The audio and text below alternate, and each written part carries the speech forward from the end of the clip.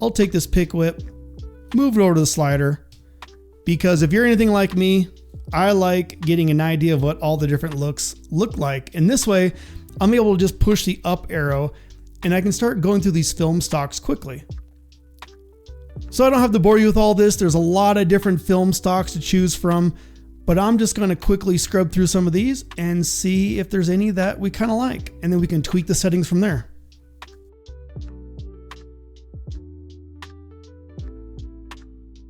All right, so after going through some of those, I think I'm going to go with 34, which is this Kodak film stock. And I like this because it kind of gives just a little bit of a warm tone to it.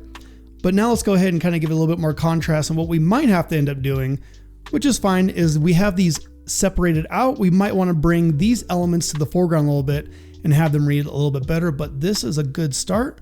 And I just like kind of working my way through these, and I can talk about some of the settings that I like to do. So basically, kind of one of the ways you can work through this is just sort of, adjusting your settings and bumping up, kind of seeing A, B, and before and after of what sort of you're affecting inside of your scene. So, if you want a little bit of a color boost, kind of make it more vibrant, that's probably in the spirit of what we want to do. See what I did there? Just kidding.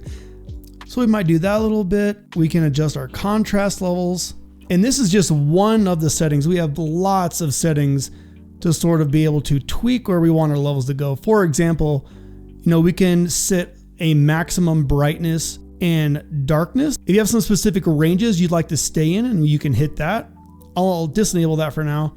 Print's nice too, because we get even more control over our colors and our density and saturation. And if we want, just to double check, we can bring up our Lumetri scopes. And this can also give us a way of seeing where our level's at. So we're getting a little high in the highlights here, but and that's something we can adjust with the exposure. We can give it an analog range limiter to make sure we're not exceeding those areas. So if we're liking the highlights, but we don't want to lower our exposure too much because the middle's not looking too bad, enable the white point again. Let's set these back to their default, and we can expand and control the white point of where we want this to be. Right now it's kind of hitting high up there at 100. Maybe we want it to be, more around this 90 area. And it's limiting our highlights just a little bit. We're not losing detail, but we're also not clipping that area all the way at the top. And so maybe we want our blacks to come down a little bit more. So let's just kind of see, it's good to kind of just keep an eye on where we're heading and just sort of looking at it.